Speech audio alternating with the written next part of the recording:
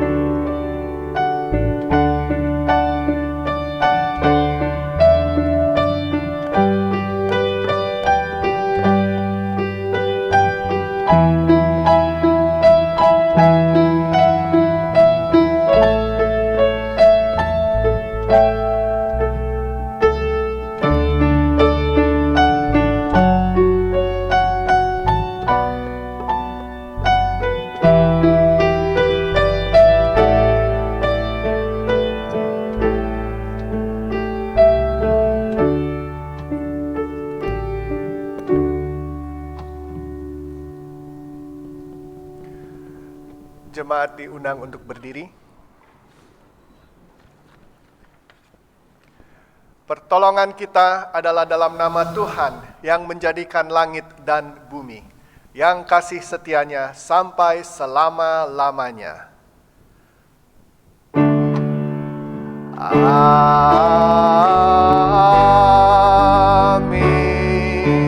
Amin.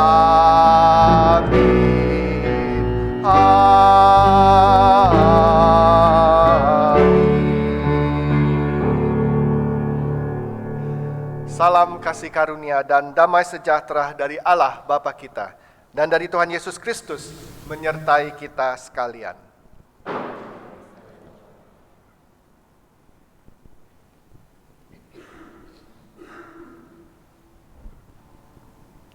Shalom, selamat pagi. Kita akan membuka kebaktian ini dengan mengangkat pujian dari PKJ 242, baitnya yang pertama dan kedua, Seindah Siang Disinari Terang.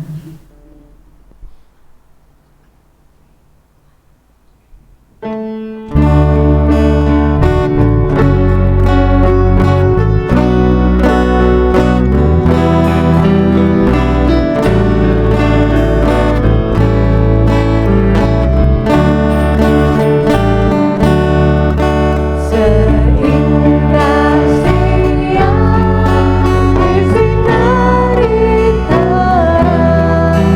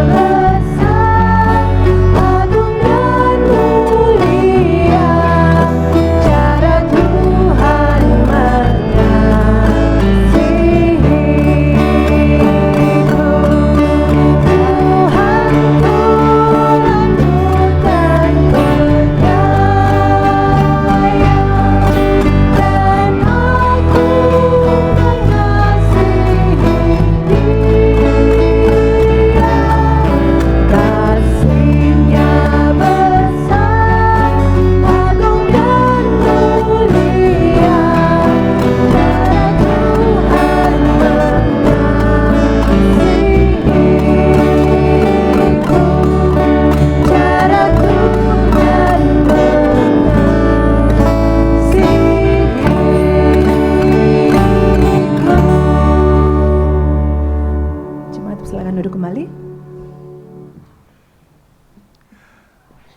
Mari kita berdoa. Bapa kami di surga, memang sungguh besar kasih-Mu. Sungguh besar anugerah-Mu. Terima kasih Bapa, Engkau telah membawa kami ke tempat ini pada siang hari ini. Terima kasih Engkau telah membimbing kami, Engkau telah menjaga kami, Engkau telah melindungi kami sepanjang seminggu yang baru saja lewat. Engkau ingatkan kami Bapa bahwa Engkau selalu ada dekat pada kami, dimanapun kami berada. Bukan hanya pada saat-saat seperti sekarang ini, di mana kami datang ke dalam gedung gereja ini untuk berbakti, tapi Engkau selalu ada dekat pada kami. Engkau selalu menjaga kami, Engkau selalu melindungi kami. Bapa, kami juga ingin memberi syukur karena segala berkat-berkat dan janji-janji yang Engkau telah berikan kepada kami, karena itu bisa menguatkan kami. Ingatkan kami Bapa untuk mempunyai sikap yang bersyukur, untuk selalu mau menghitung berkat-berkat yang Kau telah limpahkan kepada kami. Tidak hanya mengingatkan hal-hal yang negatif, tapi selalu menghitung berkat.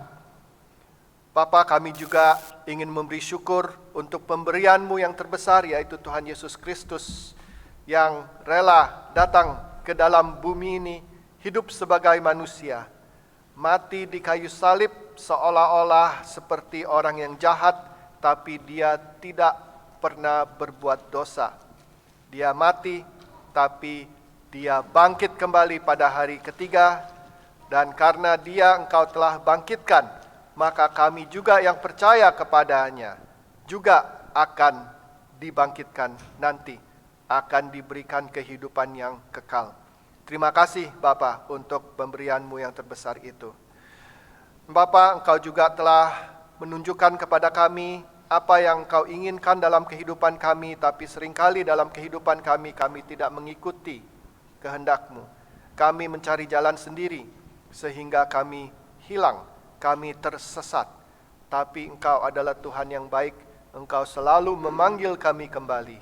Dan apabila kami kembali kepada Engkau, kami datang kepada Engkau, kami mengaku akan dosa-dosa kami, maka Engkau mau mengampuni kami. Engkau telah memberikan janji di dalam 1 Yohanes 1 ayat 9. Karena kalau kami datang kepada Engkau, Engkau akan mengampuni kami. Terima kasih Bapa, terima kasih. Bapa, kiranya Engkau boleh terus membimbing, menjaga kehidupan kami, supaya hari makin hari kami boleh semakin lebih seperti Engkau. Kami boleh lebih mengikuti kehendak-Mu, supaya nama-Mu saja dimuliakan. Dan ketika orang melihat kehidupan kami, mereka mau juga mempunyai hubungan dengan Engkau. Terima kasih Bapa. Kami panjatkan doa ini dalam nama anak-Mu, Tuhan Yesus Kristus, Juru Selamat kami. Amin.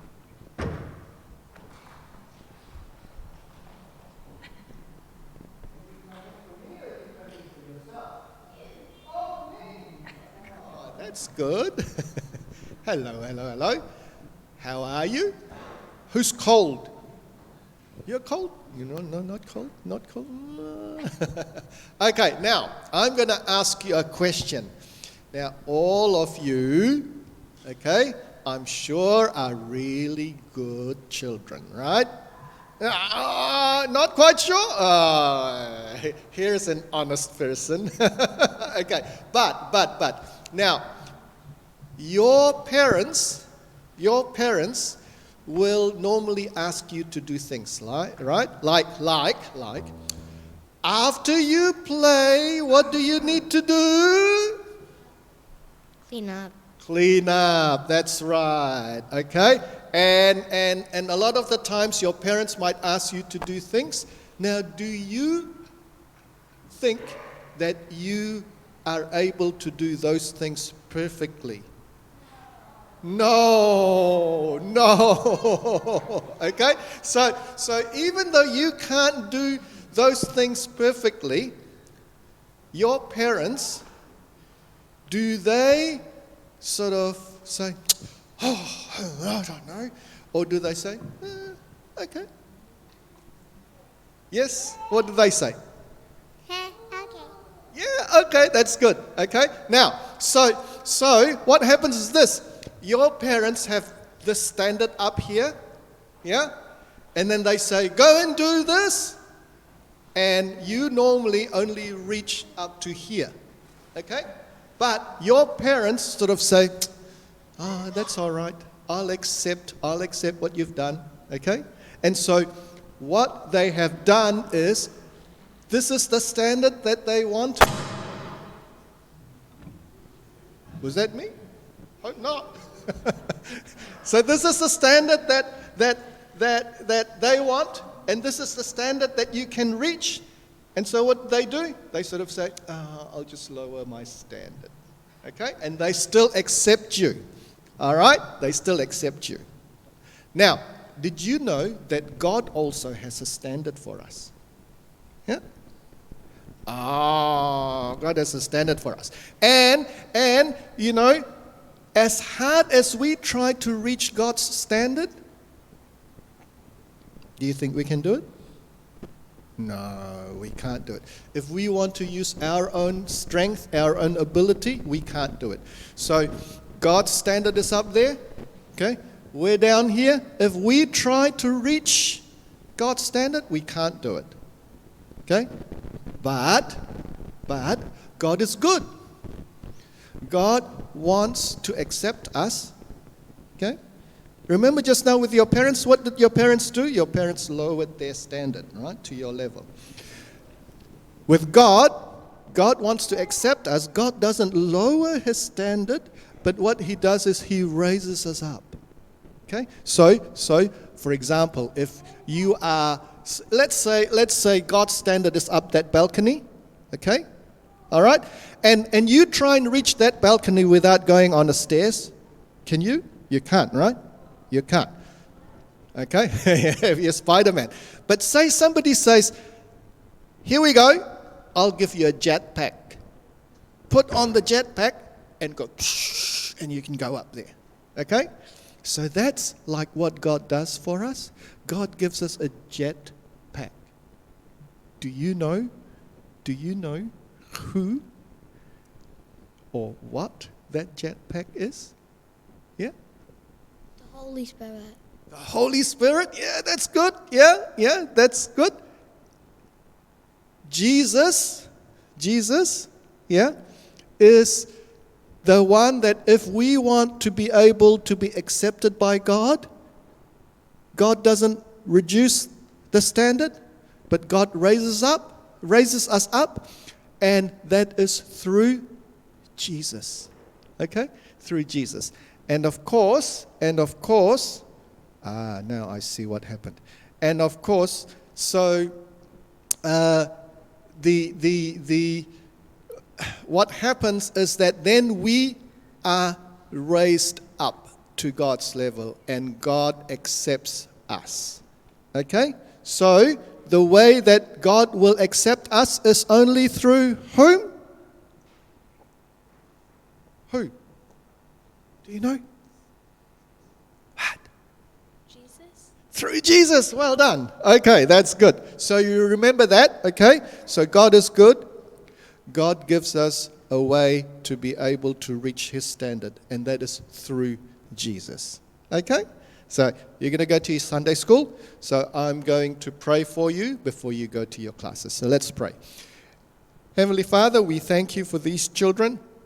We pray that you be with them and bless them and help them. And as they go to their Sunday school classes now, we pray that you help them to learn a little bit more about you. And our prayer for them is that they will be able to have a relationship with you all throughout their lives. We also pray for the teachers, that you bless them, you anoint them with the Holy Spirit so that they may be able to teach very well. We pray all these things in the name of Jesus Christ, our Lord and Savior. Amen. Okay, so you can go to your Sunday school classes. Sound system, ini mic mimbar tolong dikecilin, itu colokannya copot. Saya mau masukin lagi.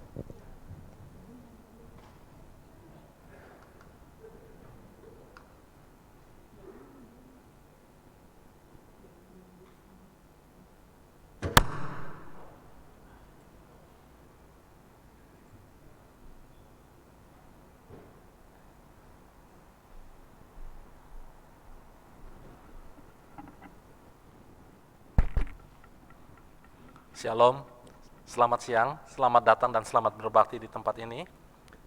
Khususnya untuk jemaat yang baru pertama kali hadir, kami sangat menantikan kehadirannya untuk minggu-minggu yang akan datang.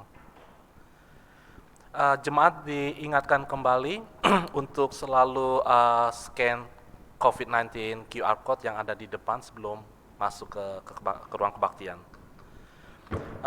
Bible Study akan diadakan pada hari Jumat tanggal 16 Juli. Jam 7.30 secara online. Nanti linknya akan dikasih melalui grup WhatsApp. Juga minggu depan, pada hari Minggu akan diadakan fellowship setelah kebaktian. Jadi fellowship ini kami mengundang Bapak Ibu untuk stay. Kita akan adakan makan siang bersama.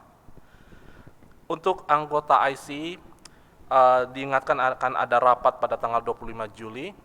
Jadi kami mohon kehadirannya untuk para anggota IC. Terakhir ada juga berita duka cita, telah meninggal Ibu Lelianti Susanto. Ini adalah anti dari Sam dan Thomas Loho di Indonesia. Jadi saya atas nama IC dan jemaat St. Andrew mengucapkan turut berduka cita. Juga semoga Tuhan memberikan kekuatan dan penghiburan untuk keluarga yang ditinggalkan. Selanjutnya ada pengumuman tambahan dari Pak Yohanes. Ya, nanti tanggal 3 Agustus jam 7.30. Oh, waktunya saya lupa ya. Tapi pokoknya tanggal 3 Agustus, nanti minggu depan saya kasihin waktunya. Tapi ini, idenya adalah kita penatua elders session mau mengundang jemaat untuk hadir dan untuk brainstorming. Brainstorming untuk apa? Brainstorming untuk bagaimana kita sebagai gereja bisa menjalankan misi kita dengan resources yang kita ada. Jadi tanah kita di sini, ya. Apa yang kita bisa lakukan? Jadi itu untuk brainstorming. Acara itu akan dimulai dengan shared meal. Jadi bring your own, kita share meal. Terus setelah itu baru brainstorming. Brainstorming itu jadi siapa yang punya ide, bagaimana, untuk apa, semuanya ya itu diterima. Nggak ada ide yang jelek atau yang tidak baik. Jadi kita mau supaya jemaat bisa ikut memikirkan, dan juga nanti kalau kita memilih direksi, itu juga bisa ada dukungan dari jemaat. Jadi tanggal 3 Agustus. Nanti minggu depan akan dimasukkan ke dalam warta ya, dengan waktunya juga. Oke. Demikian warta pada siang hari ini. Sekarang jemaat diberikan kesempatan untuk memberikan salam damai.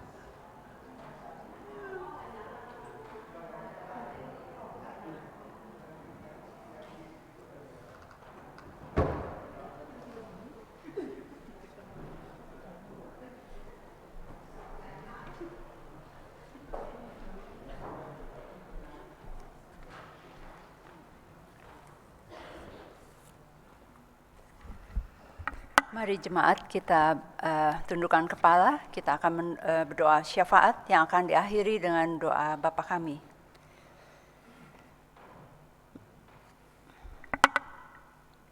Bapa kami yang kami kenal dalam nama Tuhan Yesus Kristus, tiada berkesudahan kasih setiamu Tuhan, selalu baru rahmat-Mu di hidup kami.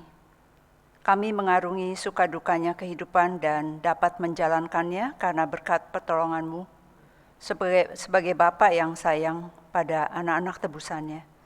Bapa, kami jemaat-Mu di sini mau memanjatkan doa-doa syafaat. Sucikan hati dan pikiran kami supaya doa-doa yang kami sampaikan berkenan di hadapan-Mu. Kami berdoa untuk Indonesia dengan kasus penderita COVID yang sudah tidak terkendali dan banyak sekali korban meninggal. Karena fasilitas kesehatan yang sudah kewalahan dalam mengatasi lonjakan kenaikan kasus COVID-19. Bapa, kasihanilah rakyat dan bangsa Indonesia, beri kebijaksanaan kepada aparat pemerintah untuk mendahulukan kepentingan rakyat. Bapa, kami memohon uluran tangan kasih-Mu menjamah teman-teman sanak keluarga yang sedang sakit akibat COVID-19, supaya mereka dapat mendapatkan perawatan yang tepat dan pulih kembali tanpa efek samping. Bapa, kami memohon perlindungan-Mu untuk semua tenaga medis yang bekerja di garda terdepan dengan risiko terkena COVID-19 yang lebih besar, walaupun mereka sudah divaksin. Karena diketemukannya ada varian yang baru, lindungi mereka dan keluarganya. Bapa, kami memohon juga vaksin dapat diberikan kepada semua rakyat Indonesia. Kami berdoa juga untuk kelompok tertentu yang menolak untuk divaksin. Kiranya Tuhan sendiri yang membukakan mata, pikiran dan pikiran mereka. Kami berdoa untuk badai pandemik di Indonesia yang makin menyengsarakan rakyat yang hidupnya hari demi hari, tanpa cadangan uang cukup untuk hari esok. Dan juga banyaknya perusahaan yang bangkrut dan PHK karyawan secara besar-besaran.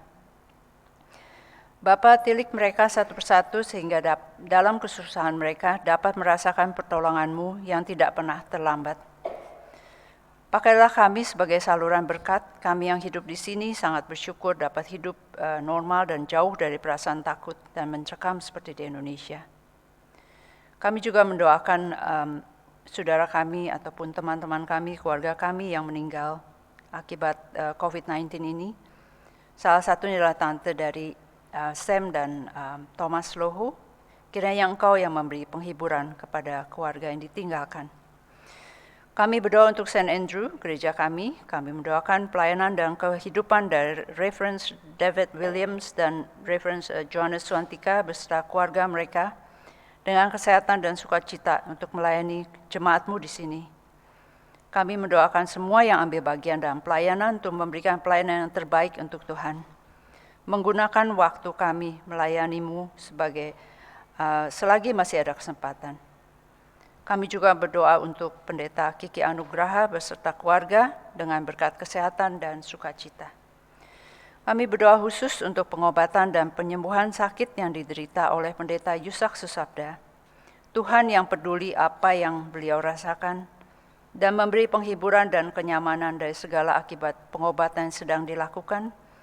Kiranya cinta kasih-Mu dan kasih sayang dari keluarga dan juga doa dari kami semua ini menjadi obat yang ampuh dan memberi semangat untuk sembuh. Kami berdoa untuk tumbuh kembang anak-anak yang dilahirkan. Berkati orang tua mereka supaya dapat membesarkan dan mengarahkan anak-anak untuk mengenal dan mengasihi Engkau di sepanjang hidup mereka. Menjadi anak yang takut akan Engkau, melayani Engkau dan berguna bagi sesama. Berkati kehidupan mereka dan dapat menjadi berkat bagi orang lain di sepanjang hidupnya. Kami berdoa juga untuk kehidupan masing-masing keluarga dengan segala pergumulan dalam mendidik anak di negara New Zealand ini. Hubungan yang tidak harmonis di antara anggota keluarga, juga masalah ekonomi yang mungkin mengganggu keharmonisan rumah tangga mereka. Bapa, hadirlah di tengah-tengah keluarga untuk memberi jalan keluar dari kemelut yang ada. Kami berdoa juga untuk jemaat yang tidak dapat hadir di kebaktian ini, dikarenakan karena sakit atau alasan lain, supaya mereka dapat cepat sembuh dan juga dapat tetap mengikuti kebaktian secara online streaming ini. Jamah dan sembuhkan mereka melalui obat-obatan dan terapi yang dilakukan. Juga kami berdoa untuk jemaat yang undur dari kebaktian maupun pelayanan karena perbedaan pendapat ataupun alasan yang lain. Kiranya Roh Tuhan melalui Roh Kudus tetap memelihara iman dan percaya mereka, selalu penuh dengan kasih untuk saling memaafkan, sebab tidak ada satupun dari kami yang benar, kalau bukan karena Engkau yang telah menebus dosa-dosa kami. Kami juga berdoa untuk jemaat yang mencari pekerjaan dan yang mengurus izin kerja, izin tinggal untuk menetap di New Zealand. Segala peraturan pemerintah yang lebih ketat dalam mengurus PR ataupun working visa tidak mengurangi keyakinan kami akan pertolongan-Mu untuk memohon petunjuk sesuai dengan kehendak-Mu.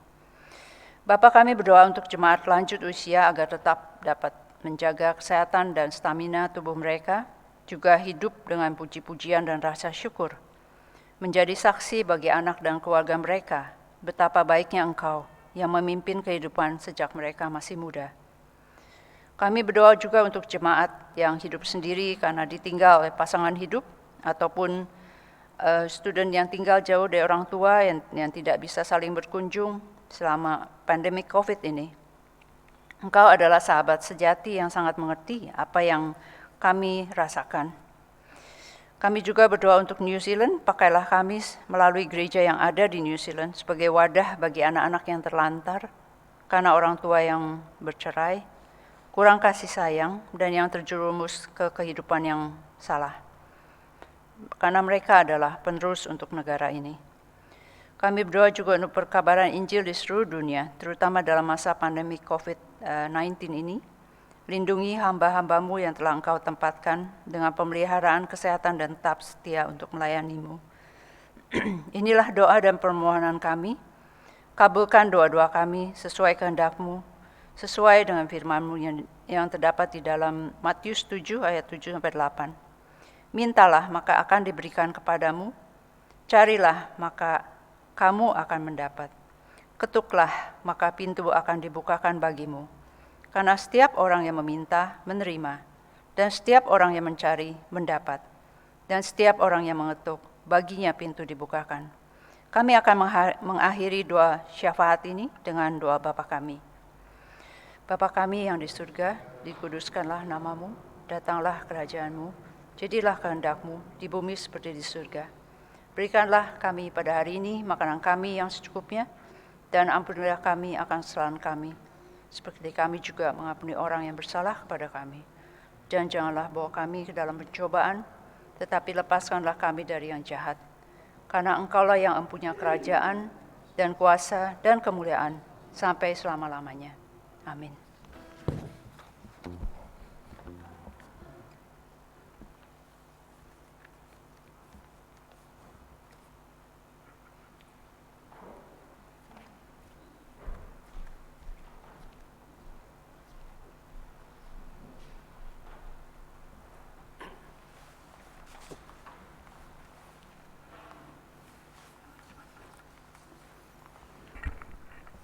Selamat siang, saudara-saudara. Pembacaan firman pada hari ini diambil dari 2 Petrus 1, 2 Petrus 1 ayat 1-4. Salam. Dari Simon Petrus, hamba dan Rasul Yesus Kristus, kepada mereka yang bersama-sama dengan kami memperoleh iman oleh karena kehadiran Allah dan Juru Selamat kita, Yesus Kristus. Kasih karunia dan damai sejahtera melimpahi kamu oleh pengenalan akan Allah dan akan Yesus Tuhan kita. Karena kuasa ilahinya telah menganugerahkan kepada kita segala sesuatu yang berguna untuk hidup yang saleh oleh pengenalan kita akan Dia, yang telah memanggil kita oleh kuasa-Nya yang mulia dan ajaib. Dengan jalan itu, Ia telah menganugerahkan kepada kita janji-janji yang berharga dan yang sangat besar, supaya olehnya kamu boleh mengambil bagian dalam kodrat ilahi dan luput dari hawa nafsu duniawi yang membinasakan dunia. Demikianlah firman Tuhan pada hari ini. Yang berbahagialah yang mendengarkan dan melakukannya. Haleluya.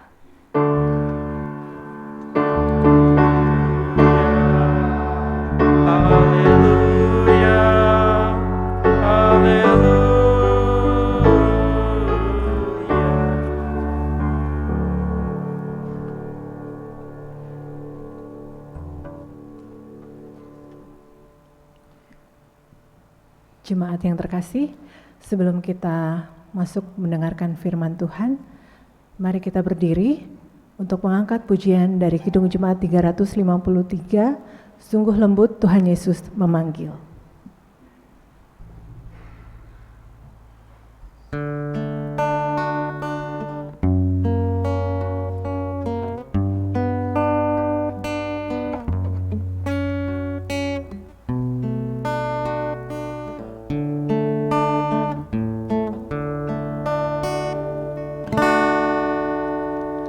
Sungguh lembut Tuhan Yesus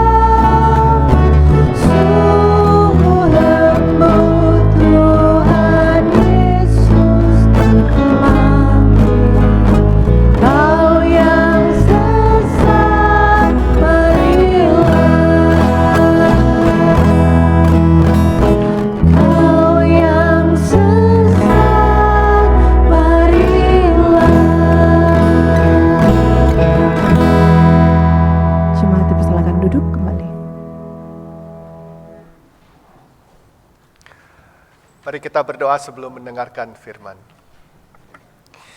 Bapa kami di surga, pada saat ini kami ingin mendengarkan firman-Mu. Kiranya Roh Kudus-Mu mau mengurapi kami satu persatu. Keseluruhan dari keberadaan kami boleh terbuka. Mata kami, telinga kami, pikiran kami, hati kami boleh terbuka. Kami mau mendengarkan, kami bisa mengerti. Dan yang paling penting, kami mau melakukan. Urapi juga hamba-Mu supaya semua yang keluar dari mulutnya hanya membesarkan dan memuliakan nama-Mu saja.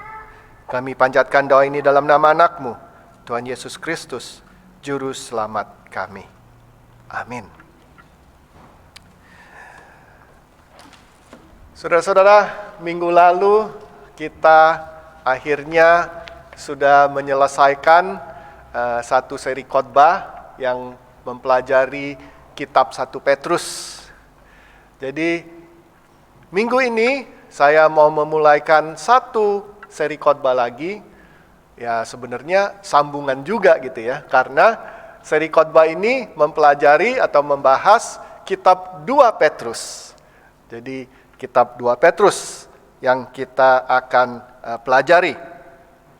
Sebenarnya rencana saya hari ini untuk mau membahas ayat 1 sampai 11.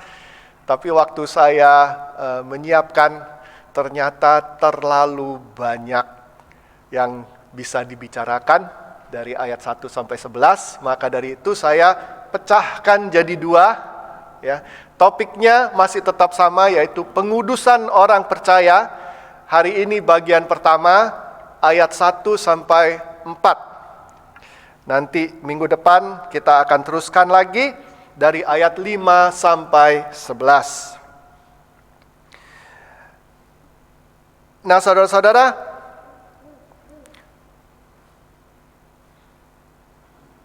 ingat dalam seri khotbah 1 Petrus, saya mengatakan bahwa kita sebagai orang percaya, kalau kita diberikan keselamatan, itu adalah satu kejadian dalam titik kehidupan kita ya. Jadi itu adalah satu event. Itu terjadi pada waktu kita menyatakan kita selamat. Oke? Satu event. Titik dalam kehidupan kita itu ada jamnya, ada waktunya. Nah, setelah kita sudah diselamatkan, kita menjalankan proses yang dikatakan pengudusan. Dalam bahasa Inggrisnya sanctification. Jadi berbeda ya saudara-saudara, keselamatan itu terjadi pada satu titik dan sudah terjadi. Tidak diganggu-gugat lagi. Tapi selama kita masih hidup, kita menjalani proses pengudusan. Dan diharapkan proses pengudusan itu kita makin lama makin naik. Ya, trennya itu makin naik, jangan menurun. Oke, menaik itu menuju seperti kita seperti Tuhan. Oke. Nah, jadi saudara-saudara, pada hari ini kita akan dan minggu depan akan melihat apa sih itu pengudusan, apa sih hidup itu kalau kita menjadi orang yang percaya, proses apa yang kita harus jalani dan juga bagaimana kita bisa menjalankan proses pengudusan ini. Nah, saudara-saudara, sebelum kita memasuki tentang konsep pengudusan ini yang disampaikan oleh Petrus, ada hal yang menarik dalam teks kita hari ini. Di dalam ayat 1 dan ayat 2, di sana dikatakan bahwa Tuhan Yesus adalah Juru Selamat. Ya, jadi ini adalah pengertian yang dasar bagi kita sebagai orang yang percaya. Yang pertama adalah Yesus adalah Juru Selamat kita. Tadi di dalam Children's Talk saya mengatakan bahwa Tuhan mempunyai standar, kita tidak bakal bisa sampai ke standarnya Tuhan. Tuhan tidak merendahkan standarnya, tidak mengurangkan standarnya, tapi Dia memberikan kita cara bagaimana kita bisa mencapai, bisa sampai ke sana, gitu ya. Tadi saya kasih ilustrasi pada anak-anak kasih jetpack, ya bisa bisa naik gitu ya. Nah, Tuhan Yesus itulah juru selamat kita. Jadi bagaimana kita bisa selamat? Juru selamat kita itu adalah Tuhan Yesus. Oke? Itu basic. Semua orang, kalau kita sebagai orang percaya, yaitu itu salah satu yang paling basic. Oke? Nah, hal yang kedua yang juga sungguh sangat basic bagi kita yang percaya itu adalah Yesus itu adalah Tuhan. Oke? Mungkin saudara-saudara ada yang pernah dengar bahwa ada buku-buku atau kalau nonton di YouTube yang mengatakan, wow, sebenarnya Yesus itu bukan Tuhan. Yesus itu ya pertama-tama waktu Yesus masih hidup, pengikut-pengikutnya juga mengatakan bahwa oh dia itu manusia, tapi dia itu guru yang hebat, dia pinter ngajarnya gitu ya. Setelah dia mati, terus pengikutnya mulai tambah banyak, pengikutnya ditambah-tambahin cerita tentang Tuhan Yesus itu, ditambah-tambahin bumbu, tambahin kecap, tambahin sambal gitu ya. Jadi tambah hebat gitu ya. Perbuatannya dia yang tadinya cuma segini, tahu-tahu jadi segini gitu ya. Jadi lama-lama jadi legenda ya. Jadi legenda itu, tapi kalau legenda itu kan mesti makan waktu yang lama ya. Nggak bisa cuman baru sebentar tahu-tahu bisa menjadi legenda gitu ya. Nah, ada juga, jadi ada orang yang mengatakan itu, ya. Jadi pengertian bahwa Tuhan Yesus itu adalah Yesus itu adalah Tuhan, itu memakan waktu yang cukup lama. Oke? Dan mereka mengatakan seperti ini, dia bilang, oh, Tuhan Yesus itu hanya dikatakan dikatakan Tuhan pada Konsili Nikea. Mungkin saudara-saudara pernah dengar, Konsili Nikea itu adalah perkumpulan uskup-uskup di semua gereja waktu dulu. Mereka datang, mereka mengadakan pertemuan, dan itu diadakan oleh Kaisar Konstantin. Oke, kaisar pertama yang Kristen. Itu di dalam tahun 325. Jadi Konsili Nikea inilah yang pertama kali di dalam hukum gereja dinyatakan bahwa Yesus itu Tuhan. Oke? Maka dari itu ada orang yang bilang, tuh kan 325 tahun, 325 baru tuh Yesus itu dinyatakan Tuhan, gitu ya. Oke? Nah, saudara-saudara, kenapa saya mengatakan bahwa ini adalah satu hal yang menarik? Ada dua hal. Yang pertama adalah kitab 2 Petrus ini ditulis oleh Rasul Petrus. Rasul Petrus itu menurut tradisi gereja mati, dibunuh dimartirkan oleh Kaisar Nero. Kaisar Nero mati pada tahun 68. Ya? Kalau Kaisar Nero tahun 68 mati, kalau Kaisar Nero yang membunuh Rasul Petrus, berarti Rasul Petrus matinya kapan? Mesti sebelum tahun 68 kan? Ya. Jadi, nah, kitab ini ditulis oleh Rasul Petrus. Berarti ditulis kira-kira pertengahan tahun 60-an ya, kalau kita lihat 60-an, 65, 66 gitu ya. Karena Kaisar Nero mati tahun 68. Oke. Itu yang pertama.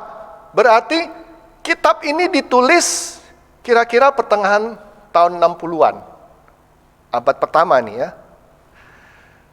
Terus yang lebih menarik lagi adalah kalau kita lihat di ayat 2, Petrus itu sama sekali tidak memberi penjelasan bahwa Yesus itu Tuhan. Dia hanya menyatakan, saudara-saudara. Dia hanya menyatakan, Yesus itu Tuhan. Oke? Berarti, itu apa artinya? Itu artinya pada waktu kitab 2 Petrus ditulis, pengertian bahwa Yesus itu Tuhan sudah dimengerti sama semua orang, udah nggak perlu dikasih penjelasan yang panjang lebar. Ya, jadi saya kasih contoh, saudara-saudara. Kalau saudara-saudara pergi ke universitas, mau belajar fisika, level pertama, dikasih penjelasan itu tentang teori ini, teori itu panjang lebar, bisa mungkin 2, 3, 4, 5 lecture untuk memberi penjelasan, ini loh teorinya seperti ini, kenapa teori ini bisa dipercayai, bisa orang-orang percaya karena ini ada ini evidence-nya ini. Itu 3, 4, 5 lecture. Ya. Tapi waktu saudara-saudara sudah belajar master, fisika juga, tentang teori itu, udah nggak dikasih penjelasan lagi kan? Karena apa? Karena udah ngerti. Jadi sama juga seperti ini saudara-saudara. Ya, Rasul Petrus tidak memberikan penjelasan panjang lebar, dia hanya memberikan pernyataan. Ingat bahwa ini adalah surat yang dikirimkan kepada jemaat-jemaat ya di Asia, di Asia, ya, bukan Asia sekarang kalau di Indonesia gitu ya. Kalau orang dulu bilang Asia itu di Timur Tengah, di atas sana itu ya. Jadi penerima surat itu sudah percaya, sudah mengerti bahwa Yesus itu Tuhan. Oke? Jadi bukan Yesus itu Tuhan bukan ditentukan dalam konsili Nikea. Oke? Sejak kitab 2 Petrus ditulis, pengertian itu sudah diterima. Oke? Abad pertama. Bukan konsili Nikea tahun 325. Oke? Tapi mungkin ada juga orang yang membaca-baca, oh katanya kitab 2 Petrus itu ya kalau orang-orang yang konservatif, ya orang-orang yang evangelical itu mengatakan bahwa ya kitab 2 Petrus itu ditulis tahun 60-an gitu ya. Tapi kalau kita lihat ahli Alkitab, keseluruhan ahli Alkitab itu ada yang menyatakan bahwa kitab 2 Petrus itu ditulis tahun 60-an permulaannya, atau jadi range-nya itu dari 60-an sampai 130. Oke, tahun 130. Kalaupun kita bilang 130 itu jauh sebelum tahun 325. Oke? Jadi yang penting adalah pengertian dasar bahwa Yesus juru selamat dan Yesus itu Tuhan itu sudah dari dulu sudah ada. Oke? Jadi jangan kita mau dibohongi sama orang-orang yang mengatakan, oh tuh tunggu sampai tahun 325 baru Yesus itu dinyatakan dia itu Tuhan. Oke? Nah, sekarang kita memasuki topik tentang pengudusan. Oke? Kalau kita lihat di dalam teks kita, tadi saya katakan bahwa keselamatan kita itu adalah satu event ya, pengudusan itu satu proses. Oke? Kita tahu juga kan, kalau kita diselamatkan itu apakah karena perbuatan kita? Bukan kan? Ya, karena apa? Karena Efesus 2 ayat 8 mengatakan sebab kasih karunia kamu diselamatkan oleh iman. Ya, jadi kasih karunia ini adalah pemberian dari Tuhan. Berarti keselamatan itu inisiatifnya siapa? Inisiatifnya Tuhan, bukan inisiatifnya kita. Oke, nah kenapa Tuhan melakukan seperti itu? Ada dua hal. Yang pertama yaitu karena kita tidak akan bisa menyampai standarnya Tuhan. Ya, tapi ada lagi satu sebab lagi adalah itu bukan hasil pekerjaanmu supaya tidak ada orang yang memegahkan diri. Supaya kita jangan menyombongkan diri. Wah, saya hebat, saya bisa menyelamatkan diri, gitu ya. Jadi Tuhan tidak mau kita sombong. Nah, bagaimana dengan pengudusan? Apakah pengudusan ini sesuatu yang kita harus lakukan ya dengan susah payah atau situasi yang lain? Memang benar pengudusan itu adalah proses, berarti kita harus jalani, kita harus tekun gitu ya. Tapi yang menarik saudara-saudara, di dalam ayat 3 dan 4 perhatikan bahwa ayat 3 di sana dikatakan bahwa Tuhan memberikan segala sesuatu supaya apa? Supaya kita bisa hidup kudus, kita bisa hidup saleh. Yaitu pengudusan itu. Ya. Jadi Inisiatifnya siapa? Inisiatifnya Tuhan juga.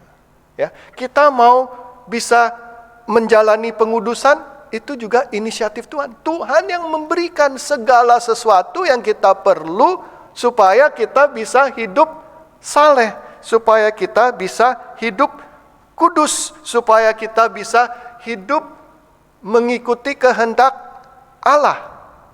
Oke? Itu adalah satu proses, tapi inisiatifnya adalah inisiatif Tuhan. Oke, inisiatifnya Tuhan. Tapi apa sih yang diberikan oleh Tuhan supaya kita bisa menjalani pengudusan ini?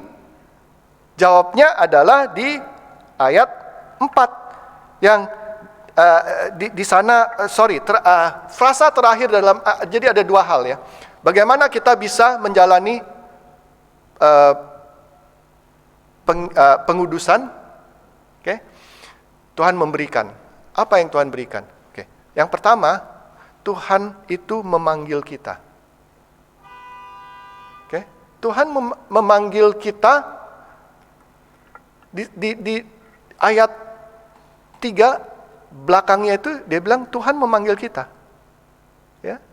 Jadi saudara-saudara, kenyataan dalam kehidupan kita ini, saya pun juga begitu, sering juga kadang-kadang mau minterin Tuhan. Ya, udah dikasih tahu jalannya.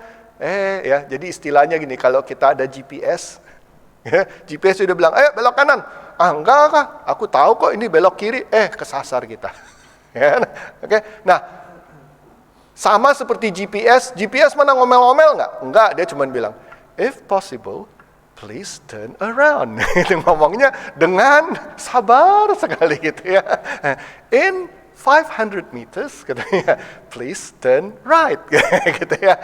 Sama seperti Tuhan. Tuhan juga memanggil kita. Kalau kita sudah jalan yang agak sesat, ya, sudah nyeleweng sedikit, Tuhan bilang, ayo, dipanggil sama Tuhan. Tuhan memanggil. Oke? Jadi, bagaimana? Apa yang Tuhan berikan? Ya itu. Ya, Tuhan memanggil kita. Dan yang kedua adalah Tuhan memberikan janji-janji kepada kita yang besar, yang berharga. Ya, lihat teksnya. Itu Tuhan yang berikan. Tuhan berikan supaya kita bisa hidup kudus, supaya kita bisa menjalani pengudusan. Oke, pertanyaannya adalah, apa sih janji-janjinya Tuhan?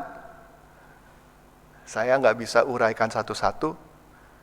Bagaimana caranya kita bisa tahu janji-janji Tuhan? Makanya kita harus tekun membaca Alkitab. Karena apa? Karena Alkitab itu adalah firman-Nya Tuhan. Kalau kita mau tahu janjinya Tuhan, kita harus tahu apa yang Tuhan katakan. Di dalam Alkitab banyak sekali janji-janji. Tapi kalau kita tidak membacanya, bagaimana caranya kita bisa tahu? Oke? Jadi Tuhan, tapi ingat ini inisiatif Tuhan. Tuhan yang memulaikan. Oke? Dia memberikan. Dia memanggil kita. Dia memberi janji-janji yang indah, janji-janji yang baik dalam kehidupan. Jadi waktu saudara-saudara baca Alkitab, kalau saudara-saudara lihat, wah ini ayat bagus, ayat ini janji dari Tuhan, dicatat. Oke? Sekarang mungkin hampir semua orang kan kemana-mana mesti bawa HP kan? Kalau udah keluar, udah masuk mobil, udah starter mobil, HP nggak ada, ditinggalin nggak HP-nya? Enggak kan? Kita keluar dari mobilnya, kita masuk ke mana, kita ambil lagi.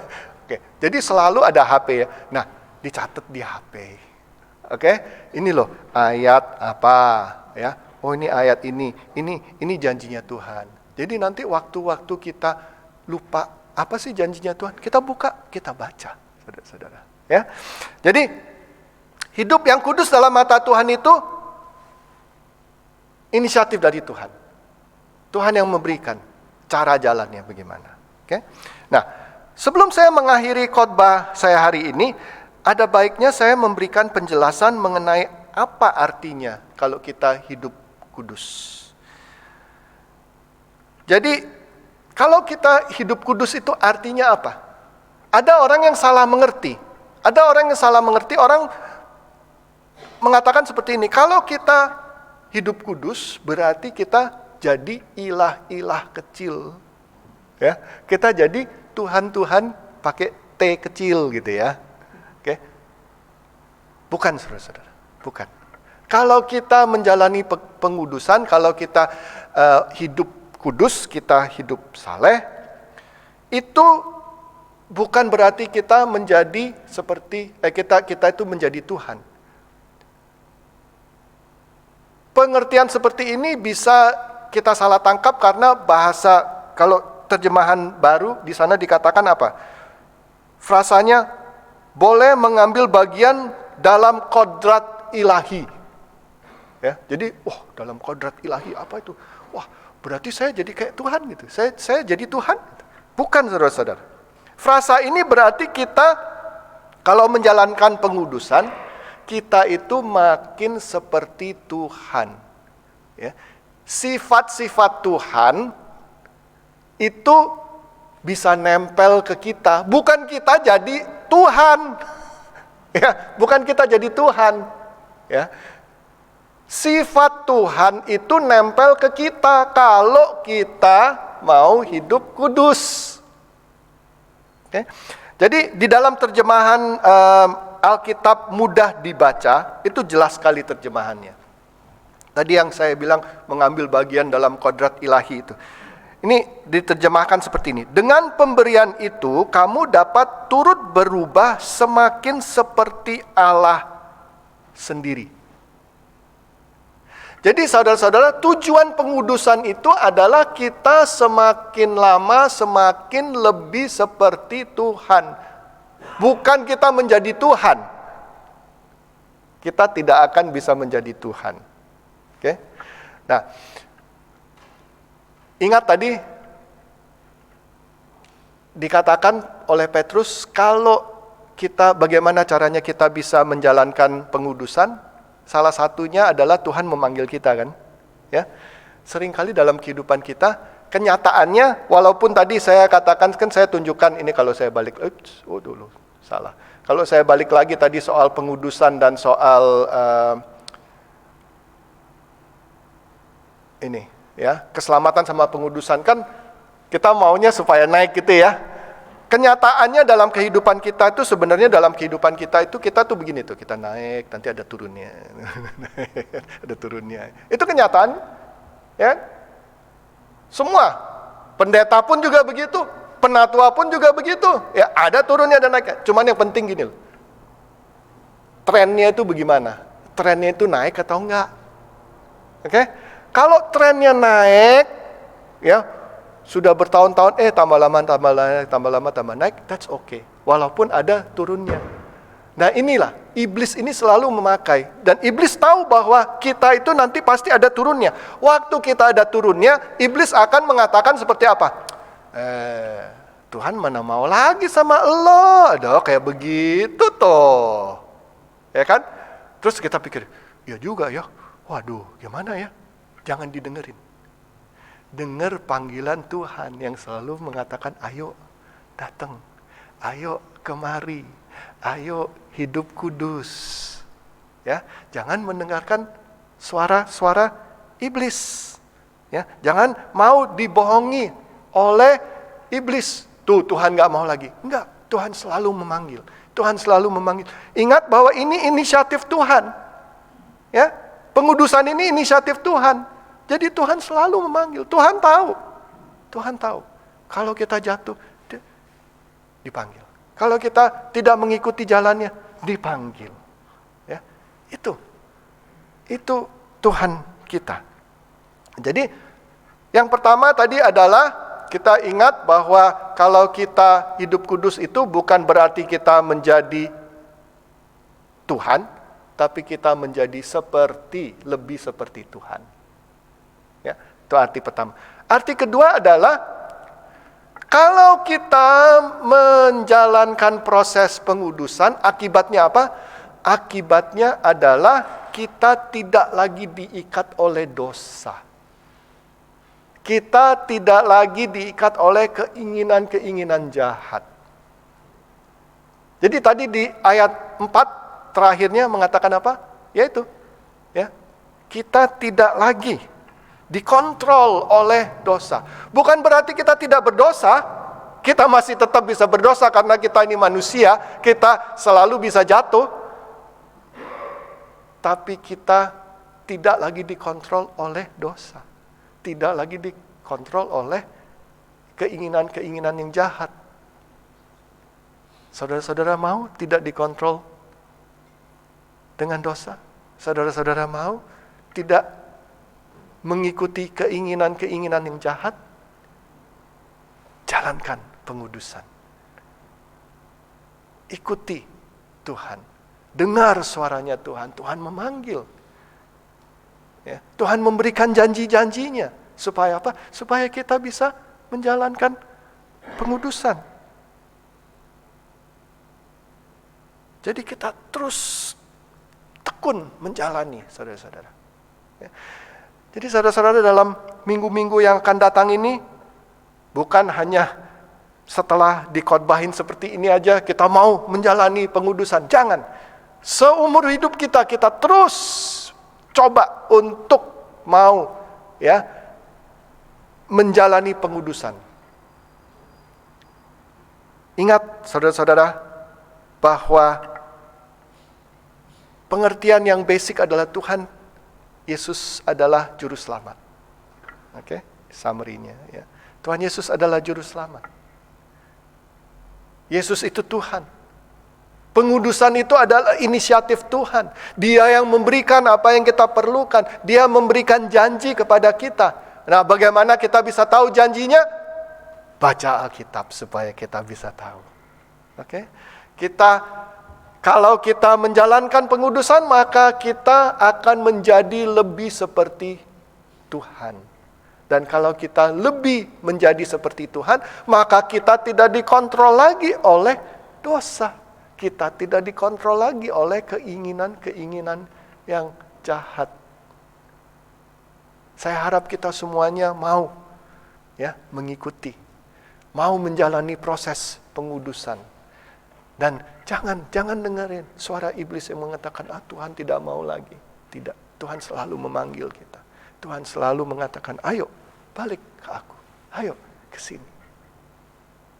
Amin. Mari kita berdoa. Bapa kami di surga, sekali lagi kami ingin memberi syukur. Terima kasih Bapa, bahwa proses pengudusan dalam kehidupan kami ini adalah inisiatif Engkau. Engkau yang memberikan apa yang kami perlukan supaya bisa menjalankan proses pengudusan ini. Terima kasih Bapa untuk janji-janji-Mu yang telah Engkau berikan, yang terdapat di dalam Alkitab. Terima kasih juga bahwa Engkau selalu memanggil kami. Terima kasih juga Bapa, kalau kami mau melakukan dan menjalankan proses pengudusan ini, maka kami akan lebih seperti Engkau, dan kami tidak akan dikontrol oleh dosa-dosa kami dan juga keinginan-keinginan yang jahat. Kiranya Engkau boleh terus memberkati, supaya kami boleh semakin hari semakin lebih seperti Engkau, semakin lebih memuliakan dan meninggikan nama-Mu. Supaya kalau orang melihat kami, mereka tidak melihat kami, tapi mereka melihat Engkau di dalam kehidupan kami. Dan mereka mau akhirnya menerima Engkau sebagai juru selamat. Terima kasih Bapa. Kami panjatkan doa ini dalam nama anak-Mu, Tuhan Yesus Kristus, juru selamat kami. Amin. Saudara-saudara diundang untuk berdiri, mari kita bersama-sama mengucapkan pengakuan iman rasuli.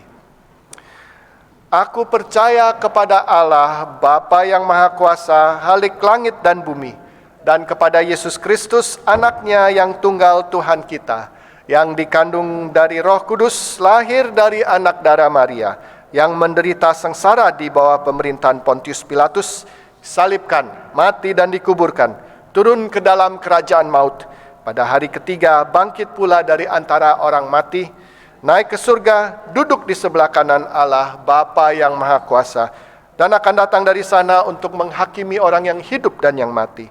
Aku percaya kepada Roh Kudus, gereja yang kudus dan am, persekutuan orang kudus, pengampunan dosa, kebangkitan orang mati, dan hidup yang kekal. Amin. Silakan duduk sekarang.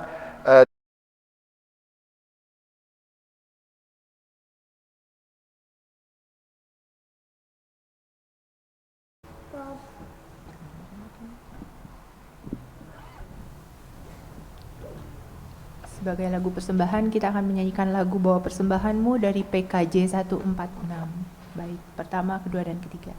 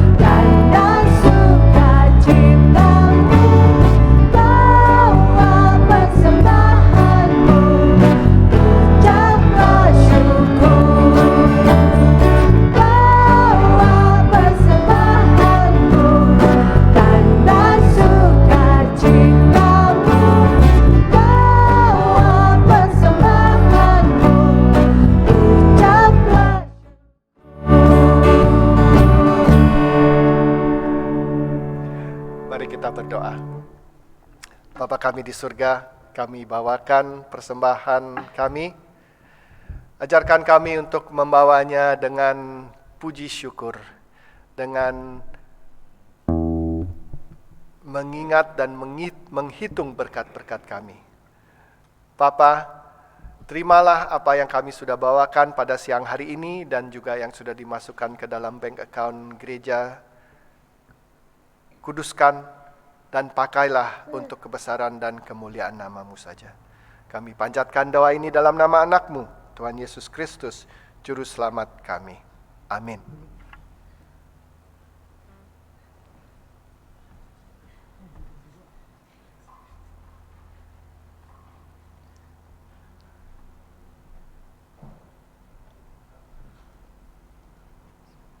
Sebagai nyanyian pengutusan, kita akan menyanyikan lagu dari KJ 425 berkumandang suara dari seberang, bait pertama, kedua, dan ketiga.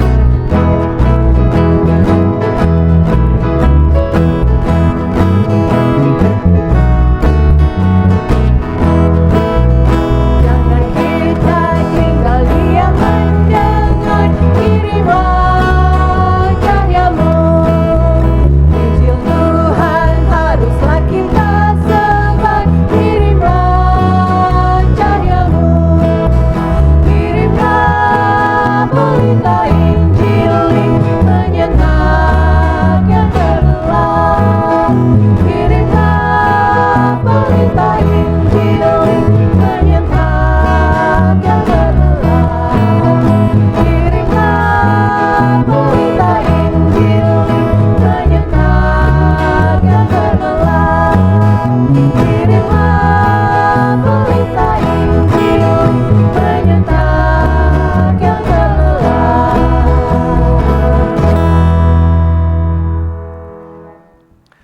Pergilah dari tempat ini dan jadilah terang bagi dunia. Allah sumber sejahtera melengkapi kalian dengan segala yang baik yang kalian perlukan untuk melakukan kehendak-Nya. Semoga dengan perantaraan Yesus Kristus Allah mengerjakan di dalam kita apa yang diinginkannya. Hendaklah Kristus dipuji selama-lamanya. Amin.